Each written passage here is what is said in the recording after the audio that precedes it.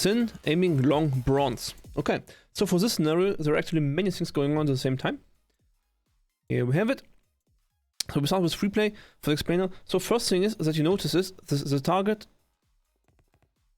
Sorry.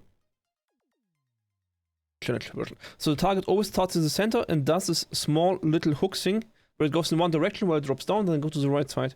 What I want to do in this scenario is first just wait for this motion and then synchronize your mouse movement with this motion. Later, if you kill it, it will do it in both directions. That is totally fine. So you align the center, you track the target as soon as it crosses your center, basically. Now it doesn't always cross the center, then you need to flick to the other direction, like here. That's fine. Like, just get a habit of first understanding the motion. Like, really understand it. Does it goes left or right or wherever, and then move your hand to the motion. Then the second thing is, we want, as with other tracking scenarios, to really get to a point where we mimic the motion, the speed of the target with our hands. So we do not watch our crosser placement relative to the target and correct according to the crosser. We want to just move our hand with the correct speed, basically. So you don't want to always just micro adjust as, to the target. You want to have the perfect speed unless the target changes directions or respawns. Next thing is you have here two motions or two things that you can train individually. One thing is just the tracking, and this you can do while being off target, and just you copy the speed of the target like this. Do not need to be on the target, just try to keep the target at the same spot on your screen. So the background moves, but the target itself is basically always in the same spot. Of course, you can always do it with below your crosser, or you can just deactivate your crosser for this one. The second thing is to actually the flick to the target.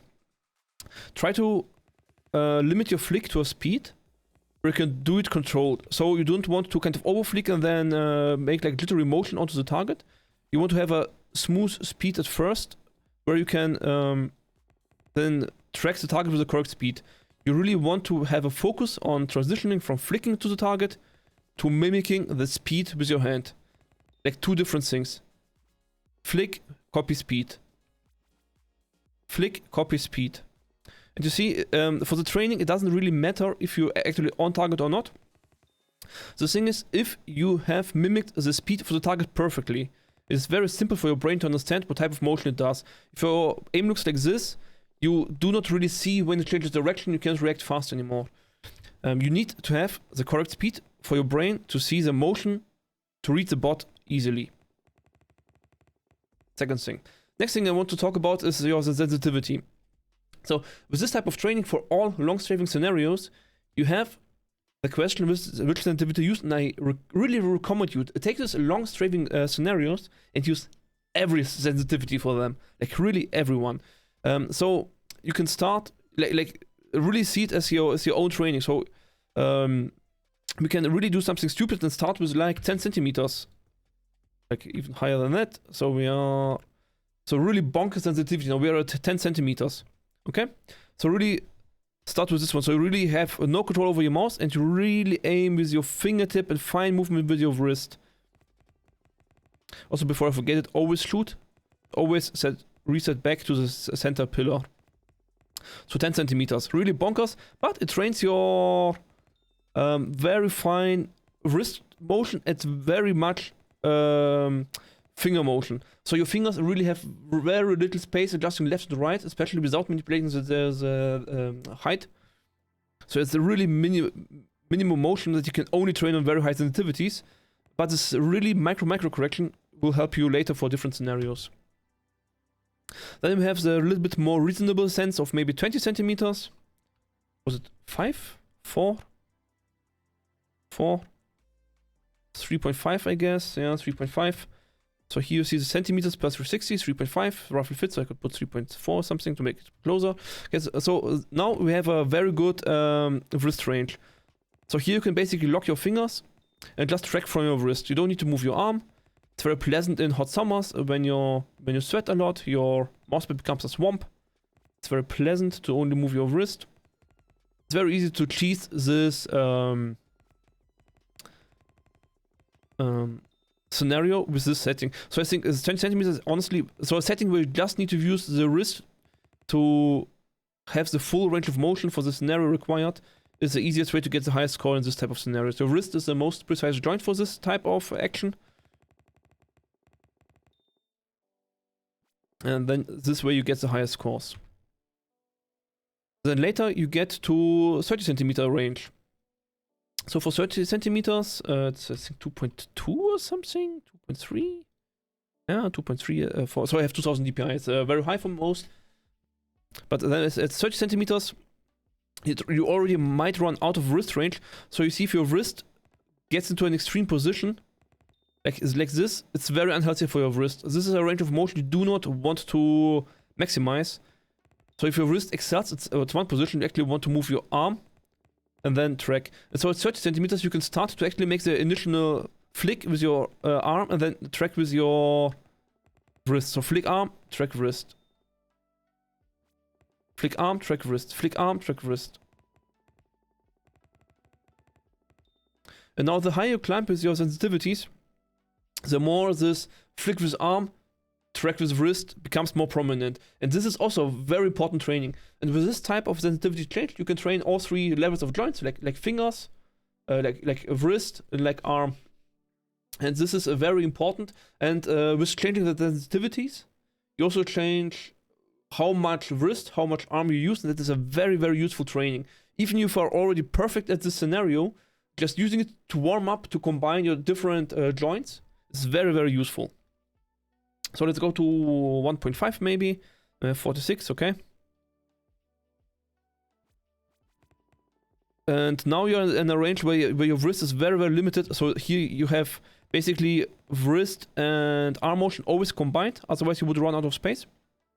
So you have the arm motion to make the most of the motion, but you just have the speed, the wrist to really get the speed perfectly. Like your arm does the speed 80% correct, and your wrist adds the last 20% of accuracy. Yeah. And then lastly, of course, you go to something like 60 centimeters, 70, 80, 90, 100. You can really go bonkers. So let's do 70, okay. And now with this, you have pure arm aiming, basically. And so for this one, you want to lock your wrist and really train only your arm, so that you also train precision in this joint. For this type of big target and slow movement, your shoulder, so big arm motions, are precise enough and fast enough. So actually, this is also a way to get a very high score, but that's limited to the bronze variation of the scenario. As, later on, higher level version of the scenarios, like thin aiming long, invincible, like the default one, the wrist gets a lot better because then you need the precision from the wrist. Okay. So additionally, what you can do, so you might have two things now. Well, mostly one. So maybe you get to a scenario where you just jitter too much. Like, what do? Then in this case, you go to a relatively high sensitivity, like 23 centimeters. Okay, it's fine. And you set your field of view very low, like 80. You can even go lower in theory. Why would you do that? It gets easier, yes it does, but you see your shakiness a lot more. I don't know if you know the effect. If you take a hand camera or your film with your smartphone and you actually zoom in very much to the maximum, you see that your recordings look very shaky, and this is the same effect. It looks very shaky, and that makes it easier for your brain to understand that the shakiness is bad and work on it and improve on it. So this combination of very fast sensitivity with very strong zoom from field of view helps a lot to train this jitter. But it's a little bit different. So we had this first we had this training these two motions, like the flick to track part, which we need to train specifically. So you have runs where you just train this flick to track. Then you have this runs where you just train to mimic the speed with your hand correctly. And now this is like a third part, train your jittery to reduce your jitterness, basically.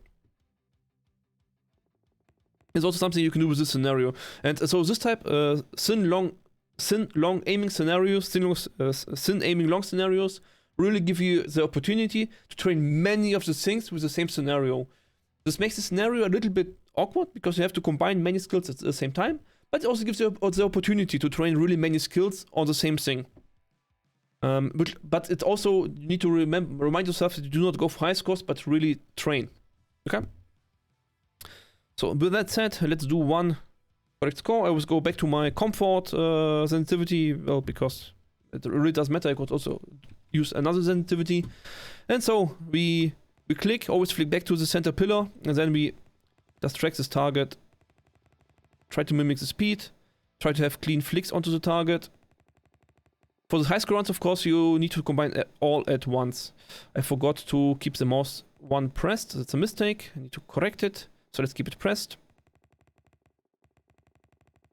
So now my accuracy scores will be a little bit skewed compared to other runs. But as I said, scores do not matter too much to me. I want to see how I perform visually inside myself, how good I am, and not rely on some random numbers some program throws in my face. And you see in this scenario I mostly use my wrist for high score runs. And I feel like for arm training I also feel like you want a little bit fast scenarios like thin long aiming, but I like the thin variation, that you are not only fast but still needs to keep some form of precision. Okay, that's how it goes.